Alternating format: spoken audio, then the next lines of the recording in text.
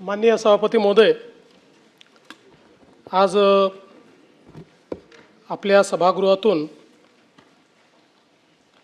या टर्ममध्ये निवृत्त होणारे जे सदस्य आहेत त्यांच्या निरोप समारंभाकरता आपण सगळे उपस्थित आहोत।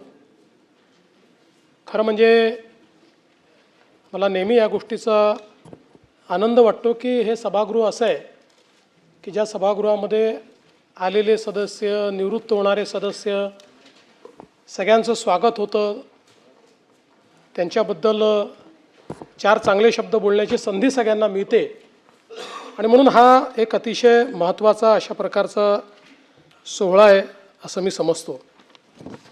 आज सभागृहातले एक सदस्य, महाराष्ट्राचे माजी मुख्यमंत्री आणि स्वर्गीय हिंदुहृदय सम्राट शिवसेना प्रमुख बाळासाहेब ठाकरे यांचे सुपुत्र असलेले उद्धवजी यांचा आपण निरोप समारंभ करतो। खरं म्हणजे मी असं म्हणेन की राजकारणामध्ये मतभेद असतात, अनेक वेळा वेगवेगळ्या भूमिका असतात, कधी आपण सोबत असतो, कधी संघर्ष करतो, पण या पलीकडचं देखील एक नातं हे राजकारणामध्ये असतं आणि ते नातं असतं सहप्रवासाचं। त्यामुळे मला असं वाटतं की उद्धवजींसोबतचा प्रवास हा आमचा अनेक वर्षाचा राहिलेला आहे, अनेक वर्षाचे आम्ही सहप्रवासी राहिलो आणि निश्चितपणे अनेक चांगल्या गोष्टी समाजाकरता, राज्याकरता एकत्रित करण्याची संधी देखील आम्हाला प्राप्त झाली आणि मला असं वाटतं की एकूणच खरं तर उद्धवजींचा जो काही स्वभाव आहे, त्यांचं जे व्यक्तिमत्व आहे, यामध्ये राजकारण थोडं कमी आहे। म्हणजे मुळात मला असं वाटतं की त्यांचा स्वभाव राजकारणी नाही आणि त्यामुळेच अनेक वेळा ते जे काही निर्णय घेतात त्या निर्णयांमुळे ठीक आहे, म्हणजे परिस्थिती वेगवेगळ्या पद्धतीची उद्भवते, पण हा एक गुण मला असं वाटतं की जो हिंदुहृदय सम्राट बाळासाहेब ठाकरेंचा देखील होता की एकदा ठरवलं की निर्णय घेऊन टाकायचा, तशा पद्धतीचा स्वभाव हा उद्धवजींचा आहे। उद्धवजी तसे छायाचित्रकार आहेत आणि अतिशय ज्याला आपण म्हणतो निष्णांत, तज्ज्ञ, सुप्रसिद्ध अशा प्रकारचे ते छायाचित्रकार आहेत। महाराष्ट्राच्या विविध छटा या उद्धवजींनी आपल्या कॅमेऱ्याच्या माध्यमातून अतिशय सुंदर या ठिकाणी कॅप्चर केले आहेत। मला असं वाटतं की गडकिल्ले, निसर्ग, वारकरी परंपरा हे सगळं त्यांनी त्यांच्या कॅमेऱ्यात कैद केलं आणि ही सगळी फोटोग्राफ्स पाहिल्यानंतर त्याच्या पाठीमागे त्यांचं संवेदनशील मन हे आपल्याला पाहायला मिळतं आणि म्हणूनच मला असं वाटतं की महाराष्ट्र देशा आणि पाहावा विठ्ठल ही जी त्यांची कामं आहेत ती केवळ छायाचित्रण नाही आहे, तर एक प्रकारे आपल्या संस्कृतीची जपणूक या माध्यमातून करण्याचं काम हे उद्धवजींनी केलं आहे आणि हे करण्याकरता खूप कष्ट देखील अनेक वेळा त्यांनी घेतले आहेत। मला असं वाटतं की जेव्हा वारीचे छायाचित्रण उद्धवजींनी केलं होतं त्यावेळी अतिशय रिस्क घेऊन हेलिकॉप्टरमधनं त्या ठिकाणी उघड्या दरवाजातनं फोटोग्राफी ही त्यांनी त्या काळामध्ये केली। अनेक वेळा जंगलांमध्ये त्यांनी छायाचित्रण केलं आणि म्हणून ही एक आपला जो छंद आहे तो छंद त्यांनी अतिशय चांगल्या पद्धतीनं जोपासण्याचं काम हे त्यांनी केलं। राजकारणामध्ये आल्यानंतर देखील ते पक्षप्रमुख झाले। पक्षप्रमुख म्हणून जी काही त्या ठिकाणी संकट आली, संघर्ष होता, बराच काळ आम्ही सोबत त्या संकटातनं आणि संघर्षातनं पुढे गेलो। अर्थात माझा आणि त्यांचे अधिक जवळीक ही 2010 नंतर आली आणि 14 नंतर अधिक आली. पण मला असं वाटतं की या सगळ्या याच्यात एक मैत्रीची भावना ही निश्चितपणे आमच्यामध्ये त्या काळामध्ये तयार झाली. आणि मी असं म्हणणार नाही की आज ती नाही, पण शेवटी त्यांच्या राजकीय भूमिका आहेत, आमच्या राजकीय भूमिका आहेत. त्यामुळे आता त्या राजकीय भूमिका वेगळ्या झाल्या. त्यामुळे पण एक गोष्ट मला या निमित्ताने निश्चितपणे सांगायची आहे की राजकारणामध्ये काम करत असताना अनेक वेळा मी हे बघितलं की एखादा निर्णय घेत असताना त्याच्या परिणामांची त्यांनी चिंता केली नाही. आणि विशेषतः एक जो गुण म्हणजे त्यांची शिवसेना असो की आमच्या शिंदेसाहेबांची शिवसेना असो, जो हिंदू हृदय सम्राट शिवसेना प्रमुख बाळासाहेब ठाकरेंनी या ठिकाणी एक राजकारणात वेगळा पायंडा पाडला की सामान्यातल्या सामान्य माणसाला देखील, ज्याला राजकीय चेहरा नाही अशा व्यक्तीला देखील राजकीय चेहरा देणं आणि त्यातनं राजकीय नेतृत्व उभं करणं, मला असं वाटतं की हा जो गुण आहे हा निश्चितपणे शिकण्यासारखा आहे. बाळासाहेबांनी निश्चितपणे तो गुण आपल्या सर्वांना दिला, उद्धवजींनी जोपासला. आज शिंदेसाहेब देखील आपण जर बघितलं तर राज्यसभेच्या यावेळेच्या निवडणुकीत त्यांनी ते जपण्याचंच काम या ठिकाणी केलेलं आपल्याला पाहायला मिळतं. एक गोष्ट आहे की पु ल देशपांडेंना कोट्याधीश म्हणतात, पण पुलंनंतर जर कोट्याधीश ही उपाधी कोणाला द्यायची असेल तर ते मी उद्धवजींनाच देईल. हा अर्थात नाही, ते कागदांच्या नाही, शब्दांच्याच. आणि मला असं वाटतं की त्यांच्या बोलण्यामध्ये अनेक वेळा आपण पाहतो की मिश्किलपणा असतो, अनेक वेळा सहजतेनं, म्हणजे त्यांची जी काही भाषणाची पद्धत देखील आहे ही देखील अतिशय सहजतेनं बोलण्याची किंवा एखाद्या संवादाची अशा पद्धतीनं ते या ठिकाणी सातत्याने बोलताना आपल्याला दिसतात. अनेक वेळा ते भिडताना दिसतात, खूप जोरदार अटॅक करताना दिसतात, जोरदार प्रतिवाद करताना दिसतात, पण त्यांचा मूळ स्वभाव तो नाही आहे.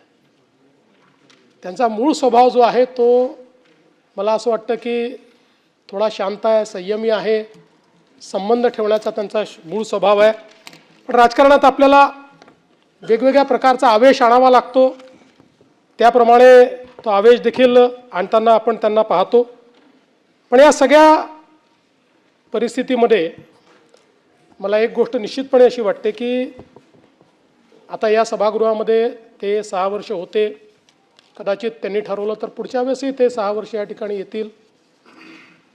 पण उद्धवजी, आम्हाला या सभागृहात तुमच्या कोट्या कमी ऐकायला मिळाल्या. त्यामुळे जर तुम्ही निर्णय घेतला आणि पुढच्या वेळेस पुन्हा आलात तर जरा जास्त कोट्या तुमच्या आम्हाला या सभागृहात ऐकायला मिळाव्यात, अशा प्रकारची माझी अपेक्षा आहे. आता खरं तर आम्ही एकत्रित होतो, आता 19ला काय झालं, जे काय झालं, आम्ही वेगवेगळे झालो आणि म्हणून मला केवळ एक शेर या ठिकाणी ऐकवायची इच्छा आहे. 260, 259 आजचं जे राहिलेलं कामकाज आहे साजिश की सौगात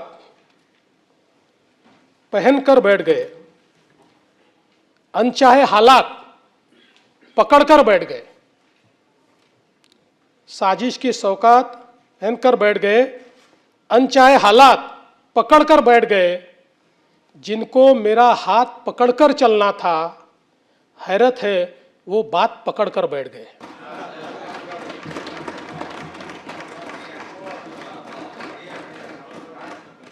पण ठीक आहे, आता कुठलाही आपला रस्ता असला तरी तुम्हाला खूप शुभेच्छा आहेत.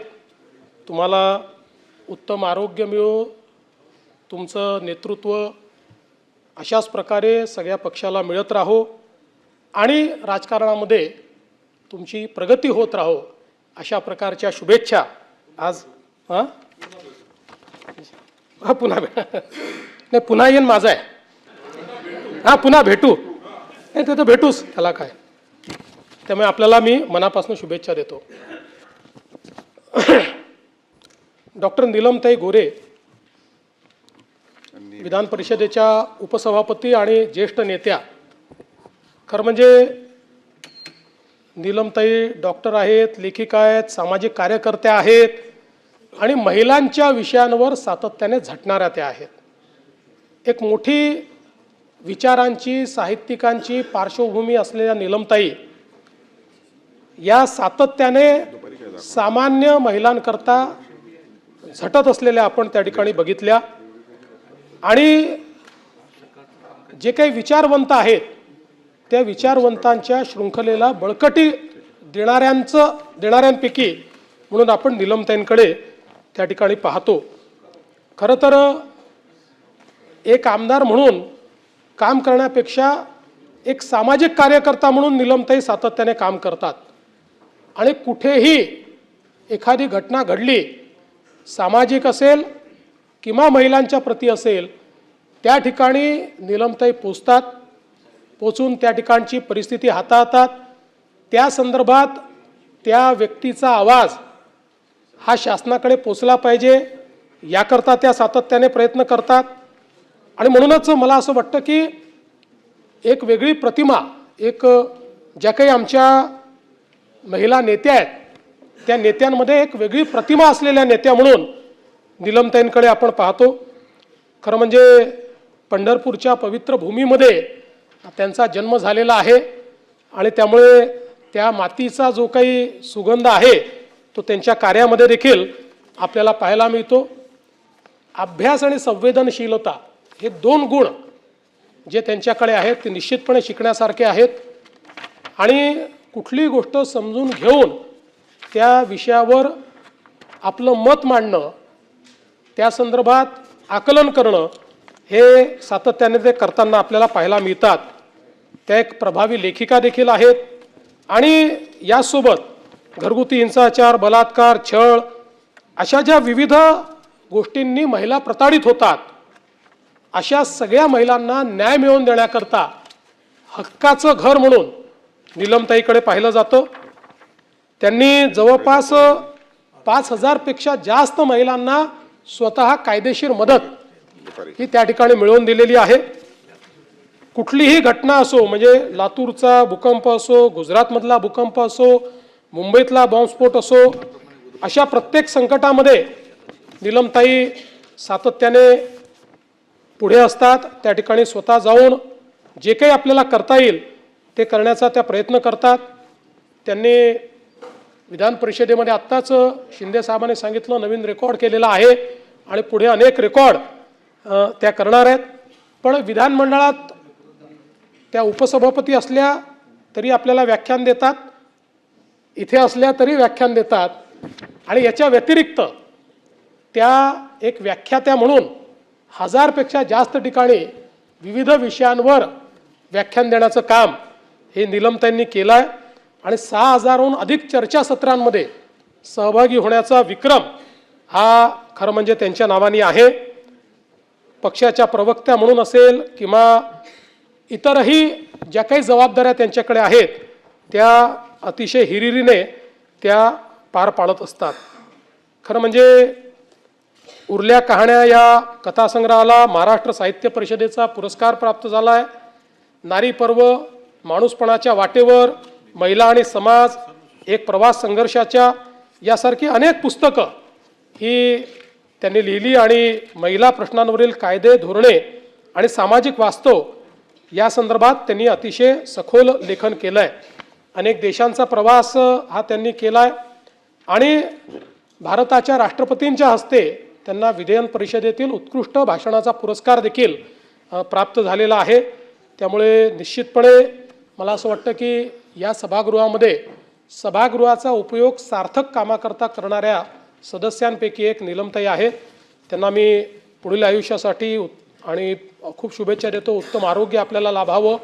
आणि अर्थातच बाजूला नेते बसलेले आहेत त्यामुळे त्यांच्या साक्षीने तुम्हाला शुभेच्छा देतो. पुनरागमनायचं रस्ता इकडनं आहे पण शुभेच्छा आमच्या आहेत. त्यामुळे निश्चितपणे तुमच्या कार्याचा गौरव होईल याबद्दल माझ्या मनात कुठलीही शंका नाही. श्री अमोल मिटकरी हे खरं म्हणजे एक व्याख्याते म्हणून आणि शाहू फुले आंबेडकर हा जो विचारांचा वारसा आहे तो वारसा सातत्याने प्रखरपणे मांडणारे अशा प्रकारचे एक नेते म्हणून त्यांची ओळख आहे. खरं म्हणजे सामाजिक चळवळीतल्या एका नेत्याला स्वर्गीय अजितदादांनी या ठिकाणी हेरलं, त्यांचं नेतृत्व हे त्या ठिकाणी एक प्रकारे ग्रूम केलं आणि मग या सभागृहामध्ये आणून संपूर्ण महाराष्ट्राला त्यांच्या नेतृत्वाची जी काही एक झलक आहे ती दादांमुळे मिळाली. आणि खरं तर आत्ताच शिंदेसाहेबांनी जसं सांगितलं की दादा गेल्यानंतर त्यांचं जे हळवं रूप आहे ते देखील आपण त्या ठिकाणी बघितलेलं आहे. त्यांना गायनाचाही छंद आहे आणि खरं म्हणजे ते फार गाताना दिसत नाहीत.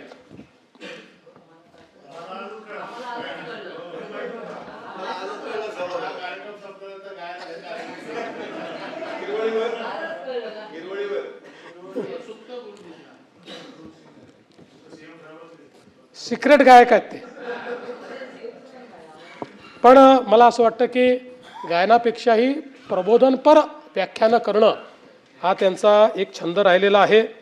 त्यांना सावित्रीबाई फुले कार्यगौरव पुरस्कार, भीमरत्न पुरस्कार, मित्ररत्न अशा अनेक पुरस्काराने ते सन्मानित झाले आहेत. या सभागृहातही विविध सामाजिक विषयांवर अतिशय परखडपणे त्यांनी आपली बाजू मांडली आहे आणि विदर्भामध्ये त्यांनी आपलं एक वेगळं स्थान देखील आपल्या या कार्याने निर्माण केलेलं आहे.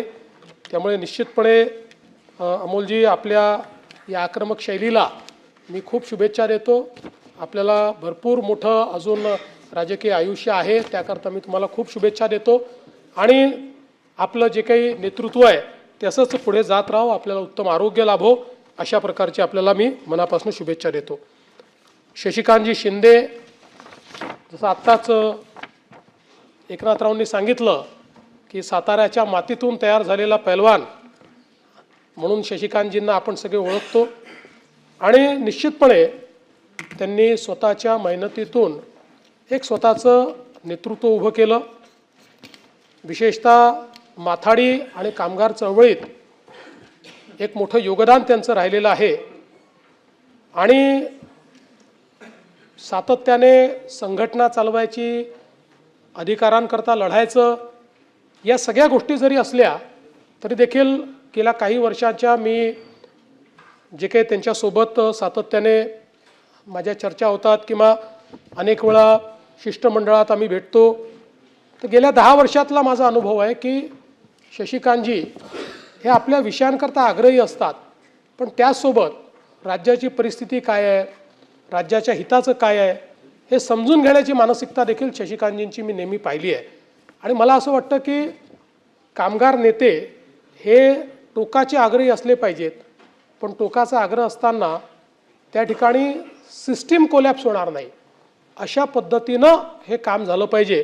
आणि मला असं वाटतं की अशाच पद्धतीचं काम त्यांचं आपण पाहिलेलं आहे. खरं तर खालच्या सभागृहामध्ये 4 टर्म ते त्या ठिकाणी निवडून आले आणि आता वरच्या सभागृहाचा देखील त्यांनी अनुभव घेतला आहे.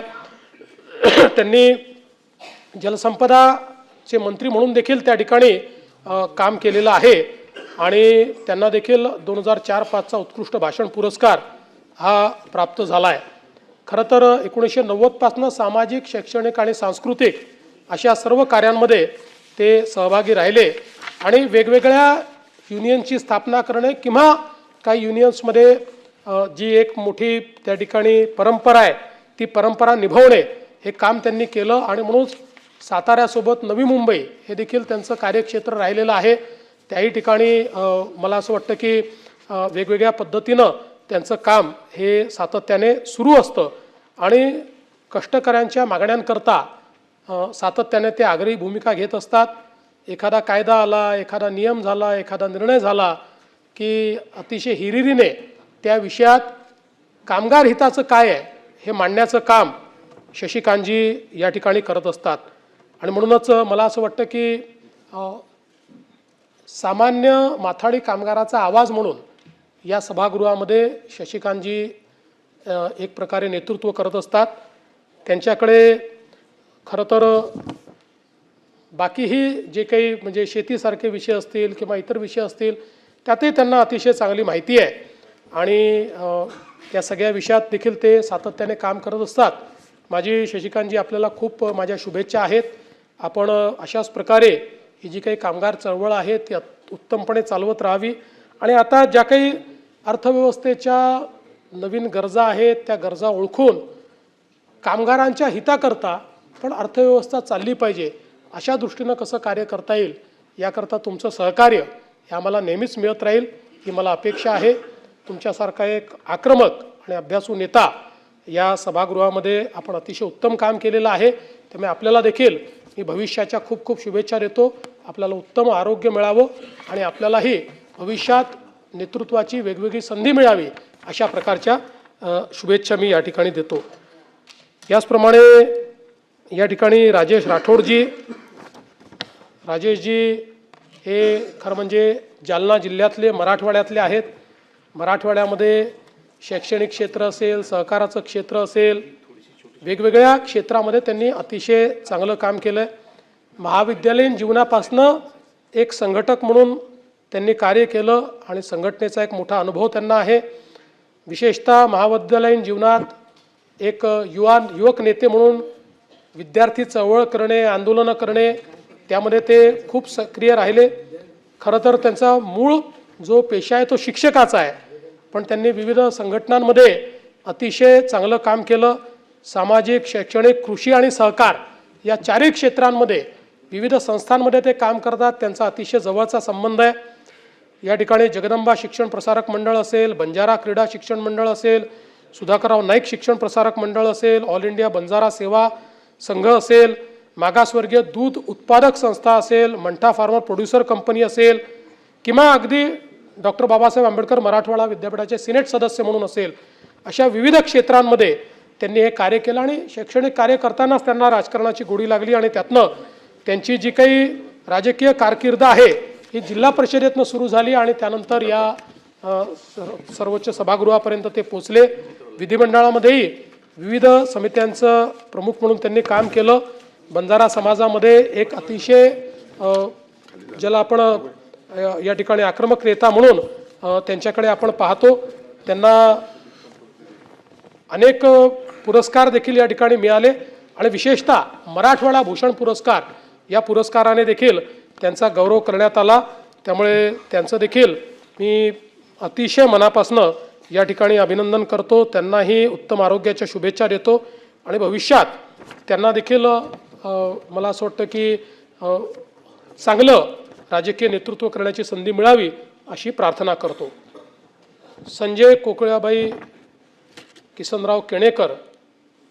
संजय केणेकर खरं म्हणजे एक अतिशय धडपडणारं व्यक्तिमत्व म्हणून मी त्यांच्याकडे पाहतो. अनेक वर्ष आमच्यासोबत त्यांनी काम केलेलं आहे आणि जे काही कामगारांचं क्षेत्र असेल, वंचितांचं क्षेत्र असेल, या क्षेत्रामध्ये धडपडणारा, संघटन करणारा अशा प्रकारचा नेता म्हणून त्यांच्याकडे आपण बघू शकतो. खरं म्हणजे अतिशय संघर्षमय बालपणातनं वर आलेले आणि लहानपणापासनं आपल्या कुटुंबाला हातभार लावत त्यांनी शिक्षण पूर्ण केलं. अगदी सकाळी वृत्तपत्र वाटायचं आणि रात्री नारळ विक्री करायची अशा देखील परिस्थितीमध्ये त्यांनी स्वतःच्या आयुष्याची वाटचाल ही स्वतःच्या भरोशावर त्या ठिकाणी उभी केली. महाविद्यालयीन जीवनामध्येच संजय केणेकर हे या सगळ्या राजकीय जीवनात आले. अखिल भारतीय विद्यार्थी परिषदेपासून त्यांनी कामाची सुरुवात केली आणि त्यानंतर वर्षानुवर्ष निष्ठेने काम करत मोर्चे, आंदोलन, जनताच्या प्रश्नाकरता सातत्याने लढा द्यायचा. अवघ्या 23व्या वर्षी ते नगरसेवक म्हणून त्या ठिकाणी छत्रपती संभाजीनगरमध्ये निवडून आले. उपमहापौर म्हणून, गटनेता म्हणून, नगरसेवक म्हणून 15 वर्ष त्यांनी अतिशय उत्तम अशा प्रकारची कामगिरी ही त्या ठिकाणी पार पाडली. भारतीय बहुजन कामगार महासंघ त्यांनी स्थापित केला आणि मराठवाड्यामध्ये अतिशय मोठा विस्तार या संघटनेचा त्यांनी केला. यासोबत कामगार संघटनेचं कार्य करत असताना संपूर्ण महाराष्ट्रामध्ये त्यांनी मोठा प्रवास केला, लोक जोडली, सगळीकडे मोठ्या प्रमाणात संघटना उभ्या केल्या. त्यांना मराठवाडा गृहनिर्माण व क्षेत्र विकास प्राधिकरणाच्या सभापतीपदी देखील काम करण्याची संधी मिळाली. त्याही वेळेस अतिशय वेगानं विकास कामांना गती देण्याचा त्यांनी प्रयत्न केला. संजय केणेकर हे स्पष्ट वक्तेपणाबद्दल त्या ठिकाणी ओळखले जातात आणि त्यासोबत म्हणजे कोणामध्ये संघटन कौशल्य असते ते तर त्यांच्यात आहे, पण त्यांच्यामध्ये आंदोलन कौशल्य आहे. कुठल्याही आंदोलनामध्ये जर संजय केणेकर असतील तर त्या आंदोलनामध्ये पोलिसांची लाठी चालल्याशिवाय ते आंदोलन पूर्ण होऊ शकत नव्हतं आणि लाठी खाल्ल्याशिवाय संजय केणेकर परत जात नव्हते आणि संजय केणेकरांचा लाठी खातानाचा फोटो आल्याशिवाय दुसऱ्या दिवशीचं वृत्तपत्र हे छापलं जात नव्हतं. अशा पद्धतीनं आंदोलनाची ज्यांची एक मोठी त्या ठिकाणी कौशल्य आहे, पण त्यासोबत वाचन, लेखन, अभिनय हे देखील खरं म्हणजे त्याचंही त्यांना उत्तम जाण आहे अभिनयाची, आणि पण ते राजकारणात अभिनय करत नाहीत. त्यामुळे मला असं वाटतं की एक अतिशय दमदार अशा प्रकारचा आणि ज्यांनी जीवनभर कार्यकर्ता पण जपलं. संजय केणेकर इतक्या जबाबदाऱ्या मिळाल्यावरही कधी नेते झाले नाहीत, ते नेहमी कार्यकर्तेच राहिले. अशा प्रकारच्या संजयजींना देखील त्यांच्या भावी आयुष्याकरता मी अतिशय मनापासनं या ठिकाणी शुभेच्छा देतो. त्याचप्रमाणे आमचे दादारावजी केचे, खरं म्हणजे दादारावजी केचे हे भारतीय जनता पक्षाचे एक जुने जाणते अशा प्रकारचे नेते आहेत. अतिशय संघर्ष करणारे, आक्रमक, शेतकरी असतील किंवा सहकाराचं क्षेत्र असेल, जिनिंगचं क्षेत्र असेल, वेगवेगळ्या क्षेत्रामध्ये आपल्या मेहनतीने उभे राहिलेले दादाराव केचे आहेत. खरं तर या संपूर्ण वर्धा जिल्ह्यामध्ये ज्या काळामध्ये काँग्रेसचा प्रचंड पगडा होता, वर्धा जिल्हा आम्ही असं मानायचो की दगडी उभा केला काँग्रेसच्या नावाने तरी निवडून येतो, अशा काळामध्ये दादारावांचं नेतृत्व हे या जिल्ह्यामध्ये अत्यंत संघर्षातनं उभं राहिलं. त्यांनी भाजपचे ते 1994 साली वर्धा जिल्ह्याचे अध्यक्ष झाले आणि तेव्हापासून त्यांनी संघटन मजबूत केलं. त्यापूर्वी जवळपास 10 वर्ष ते आर्वी नगर परिषदेचे नगरसेवक म्हणून 85 ते 95 या कालावधीमध्ये होते आणि त्यातनं लोकसेवेचं काम त्यांनी चालू केलं. 2009 मध्ये ते पहिल्यांदा महाराष्ट्र विधानसभेमध्ये निवडून आले. त्यानंतर 2014 मध्ये अगदी अल्प मतांनी त्यांचा पराभव झाला. 2019 मध्ये पुन्हा दादारावांनी 2014 ते 19 दादाराव जरी आमदार नव्हते तरी मी मुख्यमंत्री होतो.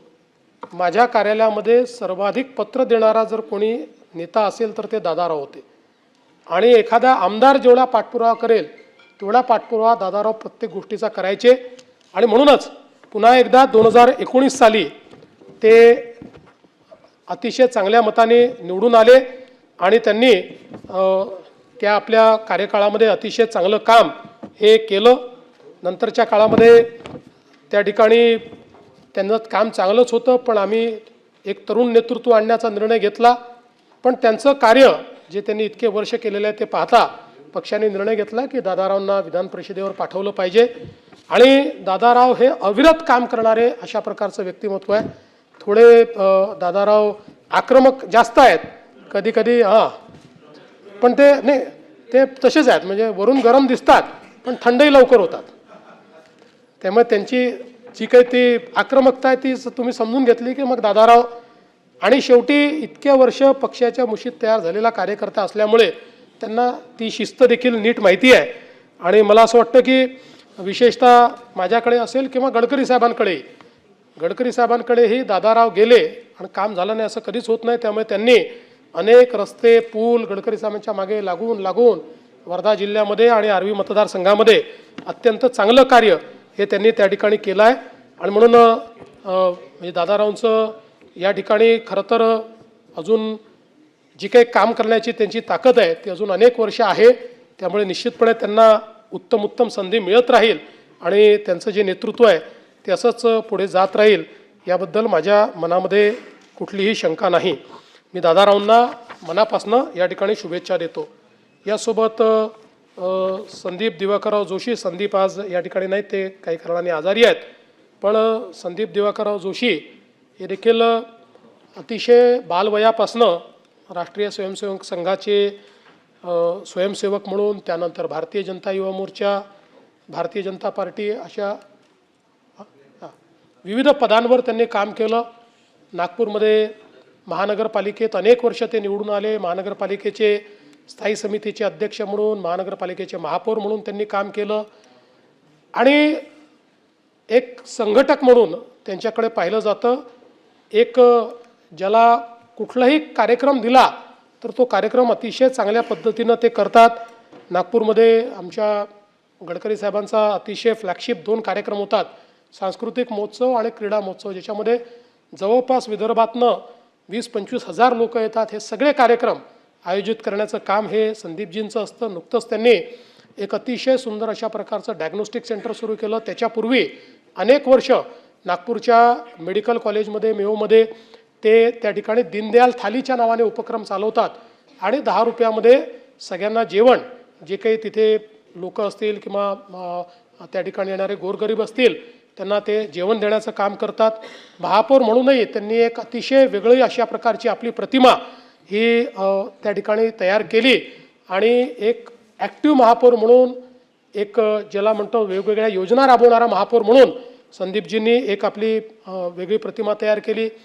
वेगवेगळ्या क्षेत्रांमध्ये, नाट्य क्षेत्र असो, गायनाचं क्षेत्र असो, सांस्कृतिक क्षेत्र असो, या विविध क्षेत्रांमध्ये अनेक कार्यक्रमांचं आयोजन हे सातत्याने ते करतात. गुढीपाडव्याला पश्चिम नागपुरातली सगळ्यात मोठी जी काही नववर्षाची मिरवणूक असते ती मिरवणूक काढण्याचं काम ते करतात.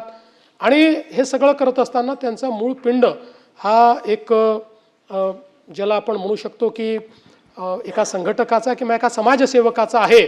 त्यामुळे कोविड झाल्यानंतर कोविडमध्ये ज्या लोकांचे आई किंवा वडील वारले किंवा जे अनाथ झाले अशा हजारो मुलांना संदीपजींनी त्या ठिकाणी दत्तक घेतलं, त्यांची व्यवस्था केली, त्यांच्या घरची व्यवस्था केली, त्यांच्या शिक्षणाची व्यवस्था केली. त्याकरता एक मोठं कार्य उभं केलं.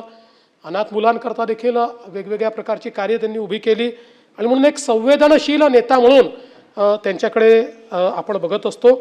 आणि आज त्यांना देखील या ठिकाणी खरं म्हणजे त्यांनाही भरपूर काळ ते यापुढेही राजकारणामध्ये वेगवेगळ्या भूमिकेत आपल्याला पाहायला मिळतील. पण आता हा जो सदस्य काळ आहे त्यांचा तो संपलेला असल्यामुळे त्यांनाही मी शुभेच्छा देतो. आज त्यांची तब्येत ठीक नसल्यामुळे ते या ठिकाणी आलेले नाहीत. त्यामुळे त्यांना लवकर काय म्हणतात त्याला स्वास्थ्य लाभ हो अशा प्रकारची मी या ठिकाणी एक शुभकामना त्यांना देतो. रणजितसिंग विजयसिंग मोहिते पाटील. रणजितसिंग मोहिते पाटील हे एक युवा नेता म्हणून या महाराष्ट्रामध्ये उदयाला आले. आणि मोहिते पाटील परिवार जो मला असं वाटतं की एक फार मोठे एक इतिहास असलेला अशा प्रकारचा महाराष्ट्रातला परिवार, ज्यांनी सहकाराच्या क्षेत्रात, राजकीय क्षेत्रात अतिशय मोठं मोलाचं काम केलं आहे. त्या परिवारामधले एक युवा सदस्य म्हणून रणजितदादांकडे पाहिलं जातं. त्यांनी या ठिकाणी राज्यसभेचे खासदार म्हणून, इकडे आमदार म्हणून वेगवेगळ्या पद्धतीनं या ठिकाणी काम केलं. एक अतिशय रुबाबदार अशा प्रकारचे, फिजिकली फिट अशा प्रकारचे नेते म्हणून आपण त्यांच्याकडे पाहतो. आणि त्यांचा जन्म हा कोल्हापुरातला आहे, त्यामुळे एक त्यांच्या व्यक्तिमत्वातही एक भारदस्तपणा आहे. आणि अर्थातच कैलासवासी शंकरराव नारायणराव मोहिते पाटील आणि वडील विजयसिंह शंकरराव मोहिते पाटील यांचा राजकीय वारसा मिळाल्यामुळे मला असं वाटतं की एक त्यांच्यामध्ये उपसत अशा प्रकारचा राजकीय गुण हा आपल्याला पाहायला मिळतो. शेती, सहकार, शिक्षण, कृषी प्रक्रिया उद्योग या सर्व गोष्टींमध्ये ते सातत्याने त्या ठिकाणी आपल्याला ॲक्टिव्ह दिसतात. विविध कार्यकारी सोसायट्यांच्या माध्यमातून एक मोठी चळवळ चालवताना ते आपल्याला पाहायला मिळतात. सोलापूर मध्यवर्ती सहकारी बँकेमध्ये अध्यक्ष, संचालक अशा वेगवेगळ्या कॅपॅसिटीत त्यांनी काम केलं आहे. दूध संस्था, कुक्कुटपालन, फलोत्पादन, रेशीम उद्योग अशा अनेक गोष्टींमध्ये त्यांचं कार्य आपल्याला पाहायला मिळतं. आणि हे सगळं करत असताना अतिशय लोकांशी संबंध ठेवणारे ते आहेत. राजकारणामध्ये तर ते आहेतच, पण ते राजकारणात नसते तर खेळाचं मैदान देखील त्यांनी निश्चितपणे गाजवलं असतं. एक उत्तम खेळाडू ते आहेत. मला असं वाटतं की त्यांनी जलसंधारणाच्या क्षेत्रातही उत्तम कार्य केलेलं आहे. मायकल जॅक्सनला आणलं होतं. खो खो, कबड्डी, आट्यापाट्या या सर्व खेळांना प्रोत्साहन ते देत आले आहेत. त्यांनी all India body building and fitness फेडरेशनतर्फे मुंबई येथे जागतिक स्तरावर मिस्टर युनिव्हर्स आणि मिस्टर वर्ल्ड या बॉडी बिल्डिंग स्पर्धांचं देखील आयोजन केलं. सोलापूर जिल्हा cricket association, Maharshi Gymkhana sports association या विविध संस्थांशी त्यांचा एक जवळचा संबंध राहिलेला आहे. आणि महिला विद्यार्थी यांच्याकरता गायन, वादन, लोककला, नाटक इत्यादी स्पर्धांचं आयोजन देखील ते करत असतात. माळशिरसला जो काही एक सांस्कृतिक वारसा लाभलेला आहे त्याच्यामध्ये सातत्याने ते योगदान देत असतात. आणि त्यांना देखील फोटोग्राफीची, पर्यटनाची मोठी आवड आहे. हे दोन्ही छंद ते सातत्याने जोपासत असतात. त्यामुळे अशा प्रकारे एका युवा नेत्याला या ठिकाणी मी अतिशय मनापासून शुभेच्छा देतो. त्यांनाही अशाच प्रकारे उत्तम आरोग्य लाभावं आणि त्यांनी राजकारणामध्ये यापुढे देखील विविध पदांवर काम करावं अशा प्रकारच्या त्यांना देखील मी शुभेच्छा देतो. सभापती महोदय, या सर्व आमच्या या टर्ममध्ये निवृत्त होणारे जे काही सदस्य आहेत या सर्व सदस्यांना या सभागृहामध्ये मी शुभेच्छा देतो आणि त्यांनी त्यांच्या सर्व मनोकामना पूर्ण व्हाव्यात अशा प्रकारची ईश्वराला प्रार्थना करून मी माझं बोलणं संपवतो. उपमुख्यमंत्री सुनेत्राताई पवार.